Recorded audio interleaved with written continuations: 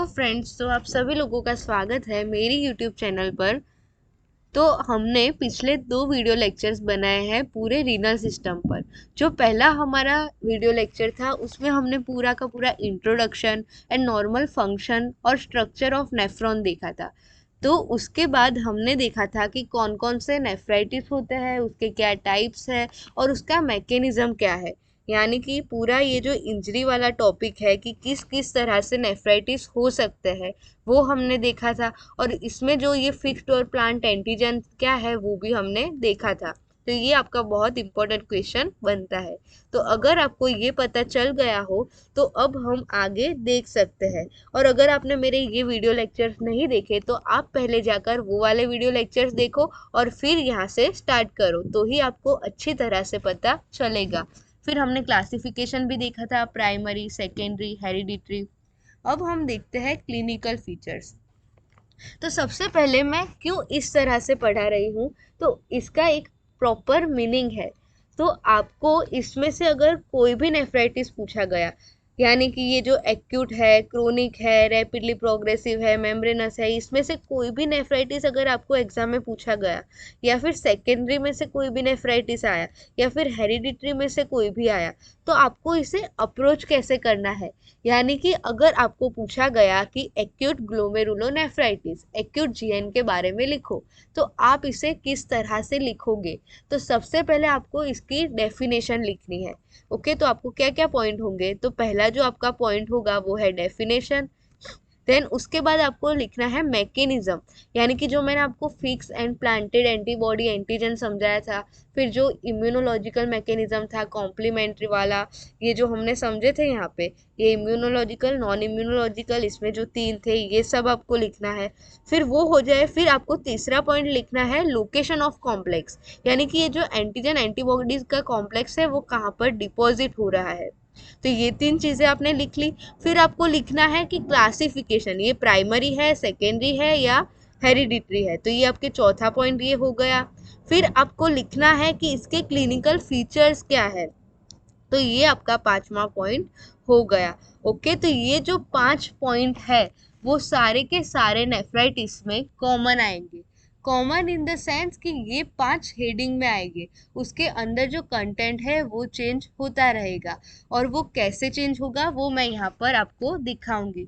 तो हमने ये जो सब सब पिछले वीडियो लेक्चर में देखा था, आप जाकर सबसे पहले वो देख लीजिए, फिर यहाँ से स्टार्ट कीजिए। तो आज हम बात करेंगे क्लिनिकल फीचर्स की। तो जो हमारे क्लिनिकल फीचर्स है, यानी कि किसी को भी नेफ्राइटिस हुआ तो उसकी प्रेजेंटेशन क्या होगी, यानी कि वो जो है पेशेंट वो कैसे आपके पास आएगा, उसकी क्या क्या प्रॉब्लम्स होगी।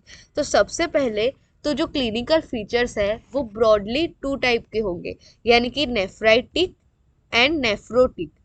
हमें क्या कंफ्यूजन होता है कि ये है ग्लोमेरुलोनेफ्राइटिस, ये नेफ्राइटिस है, तो इसके जो फीचर्स आएंगे वो नेफ्राइटिक वाले ही आएंगे, लेकिन ऐसा नहीं है। जो हमारे ग्लोमेरुलोनेफ्राइटिस है उसके 2 टाइप के फीचर्स आते हैं, पहले नेफ्राइटिक वाले और दूसरे नेफ्रोटिक वाले।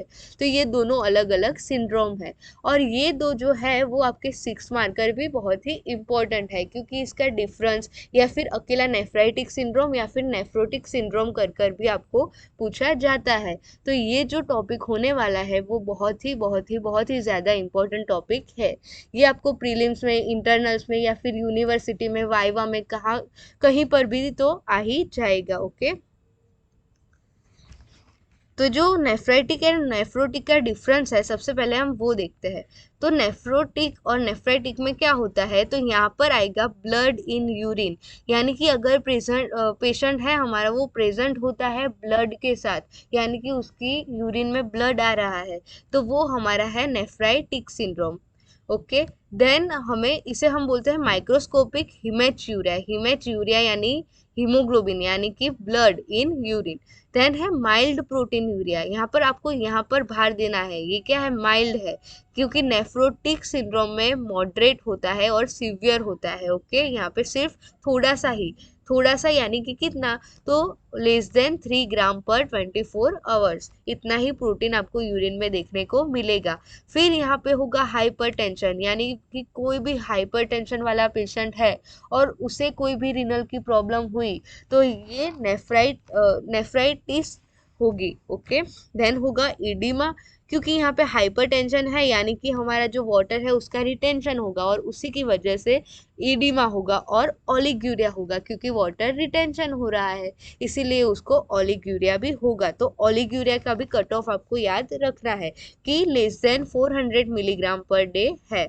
और ये क्यों हो रहा है, तो Na के रिटेंशन की वजह से। तो ये बहुत ही सिंपल था। नेफ्राइटिस में क्या होगा, तो सबसे पहले ब्लड यानी कि हिमेचूरिया, फिर प्रोटीन यूरिया पर कौन सा वाला, माइल्ड यानी कि लेस देन 3 ग्राम पर डे, और हाइपरटेंशन, इडिमा एंड ओलिग्यूरिया यानी कि less than 400 milligram per day. Okay, और इसका रीजन आपको पता होना चाहिए। जो हमारा इससे भी इम्पोर्टेंट टॉपिक है वो है हमारा नेफ्रोटिक सिंड्रोम। तो आप ये अच्छी तरह से देख लो। तो जो हमारा नेफ्रोटिक सिंड्रोम है उसमें सबसे इम्पोर्टेंट, अगर आपको इसमें से केस आया रिनल में से, तो आपको यही दिया जाएगा कि आपको नेफ्राइटिस कौन सी है वो कैसे पता चलेगा, तो नेफ्रोटिक सिंड्रोम है या नेफ्राइटिक सिंड्रोम है इसे देखकर। तो नेफ्रोटिक सिंड्रोम में नो ब्लड इन यूरिन, यहाँ पर था हिमेचूरिया, यहाँ पे आएगा no blood in urine. Then severe proteinuria, यानी कि 3 ग्राम पर डे से ज्यादा प्रोटीन यूरिन में आ रहा है। एंड अल्ब्यूमिन, ओनली अल्ब्यूमिन कम, यहाँ पे क्या होगा कि कभी कभी क्या होता है कि हमारे जो सारे प्रोटीन्स हैं वो आते हैं लेकिन प्रीडोमिनेंटली हमेशा अल्ब्यूमिन ही आपका आएगा। देन सीवियर इडिमा, यहाँ पे इडिमा था लेकिन यहाँ पे सीवियर वाला इडिमा होगा। उसकी वजह से क्या होगा, आपका जो लिपिड प्रोफाइल है वो आपका पूरा चेंज हो जाएगा यानी कि हाइपर लिपिडेमिया होगा। देन लिपिड यूरिया होगा, क्योंकि हमारे ब्लड में लिपिड ज्यादा बढ़ गया है इसकी वजह से यूरिन में भी लिपिड आने लगेगा। देन हाइपर कोगुलेबिलिटी होगी। आपको अगर आपका जो होम्योस्टेसिस वाला चैप्टर है वो आपने पढ़ा होगा तो वहां पर आपको ये पूरा ट्रायड आता है। उसमें क्या होता है कि आपके जो थ्रोम्बोसिस बनता है वो कैसे बनता है, तो उसमें ये एक पॉइंट आता है हाइपर कोगुलेबिलिटी। ओके, तो ये भी आपको पता होना जरूरी है। तो आपको इतनी चीजें पता चल गई। फिर हमें ये जो चीजें हैं वो क्यों हो रही है वो मैंने यहाँ पर सब पॉइंट देकर लिखा है, तो आपको ये भी पढ़ना है। तो ये कैसे है, तो आप सबसे पहले देखो कि यहाँ पर मैंने क्या बोला कि ब्लड नहीं आ रहा, तो क्या आ रहा है, तो प्रोटीन आ रहा है। तो प्रोटीन आएगा तो उसकी वजह से क्या होगा, जो हमारा कॉल कैल्सीफेरोल है, एक मिनट, ओके, जो हमारा कॉल कैल्सीफेरोल है वो लॉस होगा। वो प्रोटीन जो हमारा है वो सारा लॉस होगा यूरिन में। अगर यूरिन में प्रोटीन का लॉस हो रहा है तो हमें क्या होगा, हाइपोकैल्सीमिया होगा। ओके, देन हमारा थायरोक्सिन बाइंडिंग ग्लोब्यूलिन का लॉस होगा यानी कि थायराइड हार्मोन का लेवल भी कम होगा।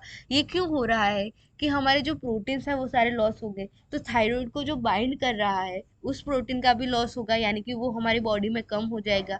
यानी कि हमारी बॉडी में जो बाइंडिंग वाला फॉर्म था थायराइड का वो भी कम हो जाएगा। सेम ऐसा कॉल कैल्सीफेरोल के लिए भी होगा, इसीलिए हमें हाइपोकैल्सीमिया भी देखने को मिलेगा। देन हमारा जो सेल्यूलोप्लाज्मिन है, सेल्यूलोप्लाज्मिन उसका लेवल भी कम होगा।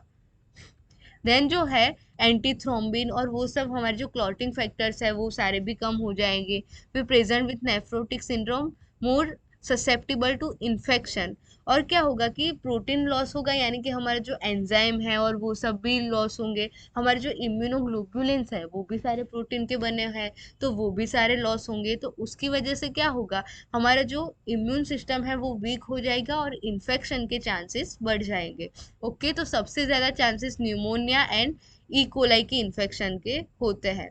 देन बैक्टीरियल पेरिटोनाइटिस और बैक्टीरिया के जो भी आपको इन्फेक्शन आते हैं वो सबके चांसेस बढ़ जाएंगे। फिर क्या होगा कि ट्रांसफेरिन लॉस होगा, यानी कि ट्रांसफेरिन लॉस होगा यानी कि जो हमारा आयन है उसका ट्रांसपोर्ट नहीं होगा और उसकी वजह से आयन डेफिशिएंसी होगी और उसी की वजह से यहाँ पे हमारा एनीमिया होगा। ओके, तो आपको ये पता होना चाहिए कि हमारे जो सारे प्रोटीन है, सारे इम्यूनोग्लोबुलिन्स है, जो भी सारे एंजाइम्स है वो सभी हमारे डिक्रीज हो रहे हैं। और क्यों डिक्रीज हो रहे हैं, क्योंकि हमारा जो प्रोटीन है उसका लॉस हो रहा है यूरिन में। उसकी वजह से क्या है कि हमारा हाइपोप्रोटीनेमिया होगा। और प्रोटीन यूरिया होगा। ओके, देन हमारा जो एल्ब्यूमिन है वो सबसे ज्यादा लॉस होगा, ईडीमा भी सीवियर होगा। तो ईडीमा क्यों होता है? तो इसका एकदम नॉर्मल मैकेनिज्म है कि हमारे कोई भी बॉडी का टिश्यू है उसमें ईडीमा कब होता है कि जब हमारे प्रोटीन कम हो जाएंगे। तो प्रोटीन कम हो गए उसकी वजह से क्या है कि हमारा जो फ्लूइड है वो बढ़ जाएगा और उसकी वजह से हमें ईडीमा होगा। ओके, देन लिपिड प्रोफाइल पर असर होगा। और फिर यहाँ पे एक चीज आपको ये याद रखनी है कि जो हमारा फाइब्रिनोजन है उसका लेवल यहाँ पे बढ़ता हुआ हमें दिखेगा। ओके, तो ये आप याद रखो कि हमारा जो फाइब्रिनोजन है ये वाला टॉपिक, ओके, ये आपका सबसे इम्पोर्टेंट वाला है कि fibrinogen level increase in blood. Okay, यानी कि क्या होगा, जो हमारा एंटीजन एंटीबॉडी का रेशियो है वो रिवर्स हो जाएगा। देन हाइपोअल्बुमिनिया हो गया, ऑन्कोटिक प्रेशर डिक्रीज हो गया, ये सब हमने देख लिया। ओके, और यहाँ पे एजी यानी कि एल्ब्यूमिन ग्लोबुलिन रेशियो है। ओके, तो ये आप एक करेक्ट कर लेना कि रिवर्स हो जाएगा एल्ब्यूमिन ग्लोबुलिन रेशियो, क्योंकि हमारा एल्ब्यूमिन कम हो रहा है इसीलिए। ओके, तो ये आपको पता चल गया पूरा जो हमारा सिस्टम का जो सिंड्रोम था वो। देन क्या हो रहा है कि प्रोटीन लॉस की वजह से liver have to synthesise more protein, also cause increase synthesis of lipoproteins. तो ये भी एक आप याद रखना कि लिपोप्रोटीन का सिंथेसिस भी इंक्रीज हो जाता है हमारे लीवर में। ओके, तो आपके ये जो दोनों क्लिनिकल फीचर्स है, यानी कि क्या होगा कि हमारे कुछ नेफ्राइटिस ये जो हमने प्राइमरी देखे उसमें से कुछ ऐसे है जो नेफ्रोटिक सिंड्रोम करते हैं और कुछ नेफ्राइटिक ऐसे है जो नेफ्राइटिक सिंड्रोम करते हैं। ओके, तो हमारी ये जो जीएन है उसका इस तरह से भी हम क्लासिफाई कर सकते हैं कि नेफ्रोटिक सिंड्रोम वाले और नेफ्राइटिक सिंड्रोम वाले।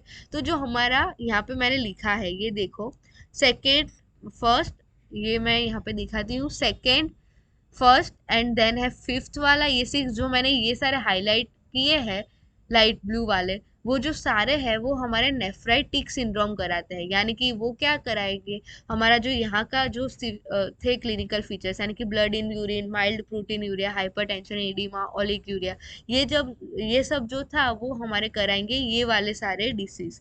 और जो उसके अलावा वाले हैं, यानी कि जो मैंने येलो हाईलाइट किए हैं, मिनिमल चेंज डिसीज, मेम्ब्रेनस वाला, फिर फोकल सेगमेंटेड क्रोनिक, ये सब हमारे नेफ्रोटिक सिंड्रोम कराएंगे। तो आपको क्या पता चला कि अगर आप ये लिखोगे तो अगर आप एक्यूट ग्लोमेरुलोनेफ्राइटिस की शॉर्ट नोट लिख रहे हो तो आपके जो क्लिनिकल फीचर्स आएंगे वो सारे आएंगे ये वाले, यानी कि नेफ्राइटिक वाले। और अगर आप इसमें से ये मिनिमल चेंज डिसीज या मेम्ब्रेनस वाला कोई लिख रहे हो तो उसमें आपके जो सिंड्रोम के क्लिनिकल फीचर्स आएंगे वो आएंगे नेफ्रोटिक वाले। ओके, तो आपका जो पूरा का पूरा क्लासिफिकेशन है नेफ्राइटिक और नेफ्रोटिक का वो आपको याद रखना है। और ये आपको, अगर आप ये भूल गए तो आप कुछ भी लिख नहीं पाओगे। तो ये तो सबसे इम्पोर्टेंट टॉपिक है। यानी कि हमने इंट्रोडक्शन डेफिनेशन देख लिया था, फिर हमने जो उसके मैकेनिज्म थे वो सारे देख लिए, उसमें एंटीजन एंटीबॉडी मीडिएटेड, फिर उसका डिपॉजिट कहाँ होता है वो देख लिया, फिर वो किस क्लास में आती है वो देख लिया, और क्लिनिकल फीचर्स देख लिए। तो आपके जो शॉर्ट नोट है, मैं सारे के सारे शॉर्ट नोट आपको एक ही साथ करा रही हूँ। तो आप क्या होगा कि आप लास्ट में जब ये लेक्चर सारे खत्म हो जाए तब एक पेज लीजिएगा और उसमें सारे के सारे नेफ्राइटिस लिख लीजिएगा। और ये जो पांचों पॉइंट है और आगे भी जितने भी पॉइंट मैं ऐड करूंगी वो सारे आपको पॉइंट करके लिख लेने हैं। तो क्या होगा कि एग्जाम के पहले आपके एक ही पेज से आपका पूरा का पूरा डिटेल कवर हो जाएगा। ओके, तो आप ये अच्छी तरह से याद कर लेना। ये आपका 6 मार्कर है, ये क्लासिफिकेशन 6 मार्कर है, फिर ये जो मैकेनिज्म था वो 6 मार्कर है। और अगर आपको नेफ्रॉन का नॉर्मल स्ट्रक्चर ही नहीं पता तो ये कुछ पता नहीं चलेगा। और ये जो आपका है लोकेशन ऑफ कॉम्प्लेक्स, ये है आपका 2 मार्कर, तो ये भी आपको याद रखना है। ओके, तो आपके ये जो तीनों लेक्चर है बहुत ही इंपॉर्टेंट है। और आगे जो हमारे लेक्चर आने वाले हैं उसमें हम अलग अलग नेफ्राइटिस सिंड्रोम जो हमारा है वो कवर करेंगे। तो आप इसी तरह जुड़े रहे हमारे साथ और सब्सक्राइब, लाइक, शेयर कर दीजिएगा। और thank you so much friends.